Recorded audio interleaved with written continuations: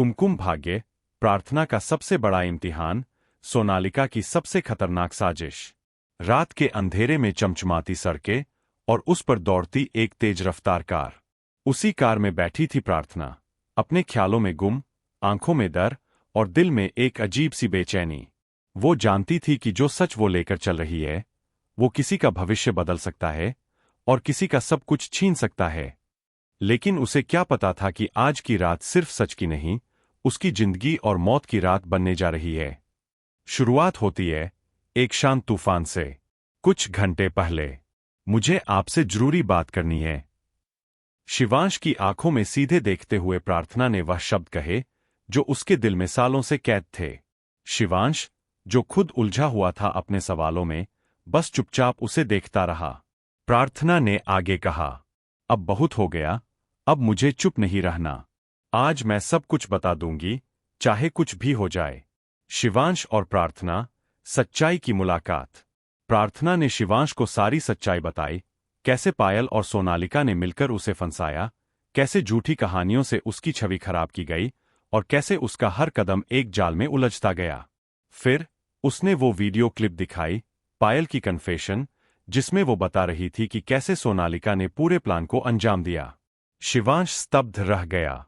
उसका चेहरा सफेद पड़ गया था, आंखों में ग्लानि थी और दिल में अफसोस। मुझे माफ कर दो प्रार्थना, मैंने तुम्हें कभी समझा ही नहीं। दोनों एक दूसरे के गले लग जाते हैं। बरसों की दूरी, सारे झगड़े, सारी गलतफहमियां एक ही पल में जैसे बह गईं। दूसरी ओर सोनालिका की खतरनाक चाल। लेकिन उधर सोनालिका अपनी जीत का सपना बुन रही थी। उसकी आंखों में वो सनक थी जो किसी भी हद तक जा सकती थी। अब तो प्रार्थना को सीधा कार में बैठना है और फिर उसका काम तमाम। वो मुस्कुरा रही थी, एक खतरनाक मुस्कान के साथ। उसने एक नंबर डायल किया, तैयारी हो गई। गाड़ी के ब्रेक्स। जी मैडम, सब हो गया है।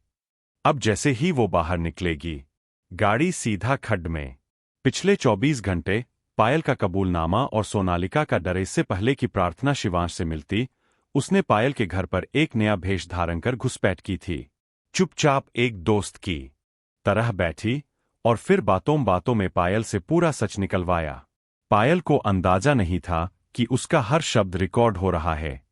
जैसे ही प्रार्थना वहां से निकली, पायल को शक हुआ। ये तो प्रार्थना ही थी। उसने तुरंत सोनालिका को कॉल किया। तू गई काम से, वो सब रिकॉर्ड करके ले गई है। अब तेरी पोल खुलने वाली है। सोनालिका का चेहरा पीला पड़ गया। नहीं, नहीं, अगर शिवांश ने वो वीडियो देख लिया तो मैं सब कुछ हार जाऊंगी। रौनक को बनाया गया मोहरा।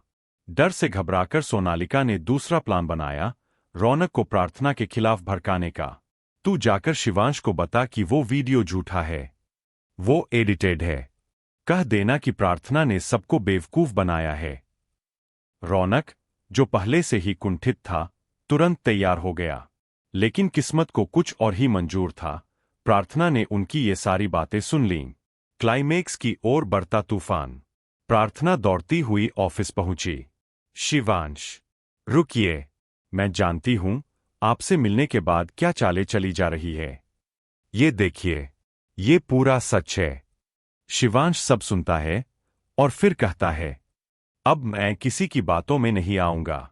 अब तुम मेरी जिम्मेदारी हो। दोनों ने हाथ थामे और फिर शिवांश ने कहा, अब तुम घर जाओ, मैं सब संभाल लूंगा। सबसे बड़ा मोड़, ब्रेक फेल की साजिश। प्रार्थना जैसे ही ऑफिस से निकली और कार में बैठी, उसे थोड़ी देर बाद एहसास हुआ, ब्रेक्स काम नहीं कर रहे। कार रफ्तार पकड़ती गई और एक मोड़ पर प्रार्थना की चीख गूंज उठी, हे भगवान, ब्रेक्स फेल हो गए हैं। कहानी की गति अब दोगुनी हो गई थी। क्या शिवांश आएगा समय पर? इसी बीच शिवांश को एक कॉल आता है। साहब, आपकी बीवी की गाड़ी एक्सीडेंट होने वाली है। ब्रेक्स में गड़बड़ी है। शिवांश सब कुछ छोड़कर दौड़ पड़ता है। प्रार्थना, मैं आ रहा हूं। रहे से बरकरार गाड़ी में कौन है साथ? अब असली सवाल उठता है, क्या शिवांश समय पर पहुंच पाएगा? क्या वो भी प्रार्थना के साथ उसी कार में है? या फिर अकेली प्रार्थना उस खाई की ओर बढ़ रही है। एपिसोड का हाई पॉइंट। एक तरफ सोनालिका घर में खड़ी है, शीशे में खुद को देखती है और बुदबुदाती है, अब कोई नहीं बचा पाएगा प्रार्थना को, अब शिवांश सिर्फ मेरा होगा। दूसरी तरफ शिवांश गाड़ी की स्पीड बढ़ाता है,